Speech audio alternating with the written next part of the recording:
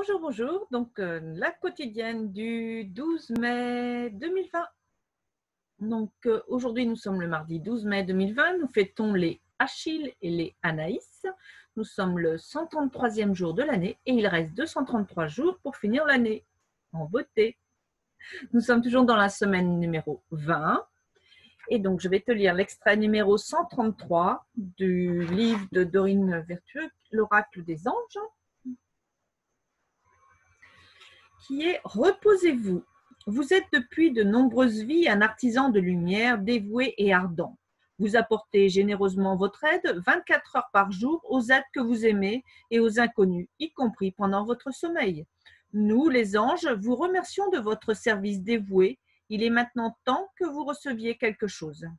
En ce jour, vous pouvez vous détendre. Si possible, annulez donc vos rendez-vous et prenez le temps de vous reposer. Si vos responsabilités exigent que vous soyez actif, nous vous accompagnerons et vous aiderons à accomplir vos tâches à un rythme plus lent. Demandez-nous de vous aider à vous reposer un peu durant le jour et pendant la soirée, et nous vous envelopperons d'une énergie protectrice qui permettra de ne pas être dérangé. Aujourd'hui, chers êtres bien-aimés, nous vous invitons à ralentir le rythme. Reposez-vous en paix. Pensée du jour. Je me détends et je m'accorde un moment de repos en me rappelant que je dois ralentir le rythme. Je mérite de prendre du temps pour me reposer, car lorsque je suis bien reposée, tout le monde en profite. Donc, on va passer au deuxième extrait, aux deuxième lecture. Donc, le psy de poche.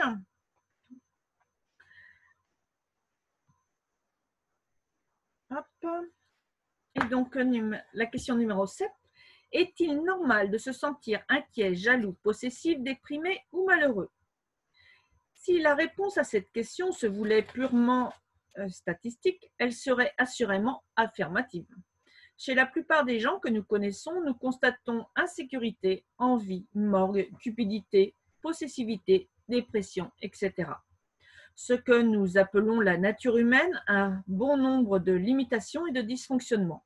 En fait, il est plus approprié de dire que nos maux résultent en grande partie de notre adhésion au modèle activiste.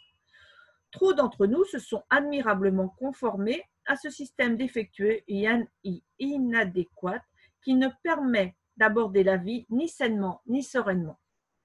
On nous a appris que nous sommes nos sentiments et que nous ne sommes pas responsables de ce que nous ressentons.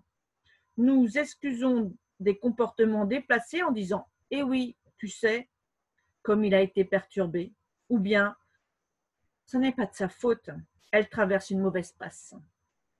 On nous a appris à croire que nos sentiments ont barre sur nous, que le comportement des autres nous influence de façon déterminante et que nos réactions ne sont pas toutes en notre pouvoir. Combien de fois n'entend-on pas dire « Tu me mets en colère, ce que tu fais me rend jaloux ». Je ne peux pas leur en vouloir parce que c'est plus fort qu'eux. Le monde me dégoûte. Rien ne va comme je voudrais. On pourrait citer des milliers d'exemples analogues selon lesquels nous rejetons la responsabilité de nos actes et de nos sentiments sur des personnes ou des événements que nous ne maîtrisons pas. Le modèle activiste, tu es ce que tu fais, nous impose de maîtriser non seulement notre destin, mais aussi les personnes de notre entourage, de façon à parvenir à nos fins. Il ne nous enseigne pas l'art de nous maîtriser. Il ne nous apprend pas ce que sont nos responsabilités.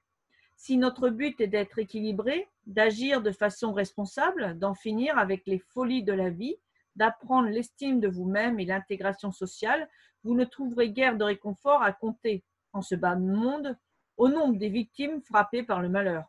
Le malheur recherche la compagnie, mais qui donc aspire au malheur, surtout si celui-ci est inutile?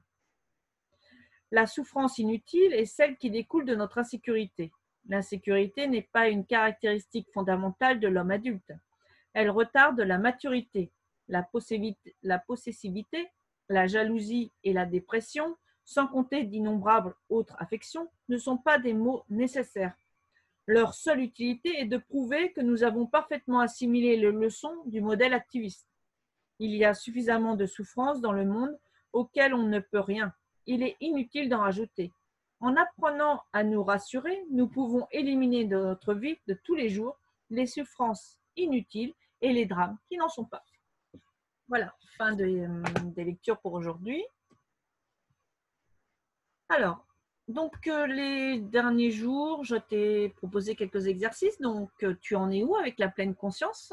Est-ce que tu continues ou pas? J'aimerais bien le savoir, si tu veux me laisser un commentaire là-dessus. Et ta tâche inachevée d'hier, est-ce que tu es passé à l'action ou pas? Ou ça a été compliqué? Qu'est-ce qui t'en a empêché? Pourquoi tu ne l'as pas fait? Etc. Ça m'intéresse aussi de savoir pourquoi. Et si tu l'as fait, qu'est-ce que tu as éprouvé? Je vais te donner une petite citation que j'ai trouvée ce matin et que j'aime beaucoup. Ce n'est pas le vent qui décide de votre destination, c'est l'orientation que vous donnez à votre voile. Le vent est le même pour tous. C'est une citation de Jim Rohn. Donc là, je t'invite à t'inscrire à ma liste de diffusion qui est sur mon site nadiapayard.com à l'onglet newsletter. C'est vrai que je me suis un peu trompée dans les termes. Quand tu t'inscris à ma newsletter, pour le moment, il n'y a pas de newsletter qui a été diffusé. Bientôt, ça viendra, ça fait partie de mes objectifs, de mes projets. Mais pour le moment, il n'y a pas encore de newsletter de diffusé. Et puis donc, suite à l'inscription, tu auras accès à 2 cadeaux qui sont des groupes de formation. Donc, je t'invite à prendre beaucoup de plaisir et beaucoup de conscience à ce que tu fais aujourd'hui. Je te souhaite une très, très belle journée dans la joie et la bonne humeur et je te dis à demain.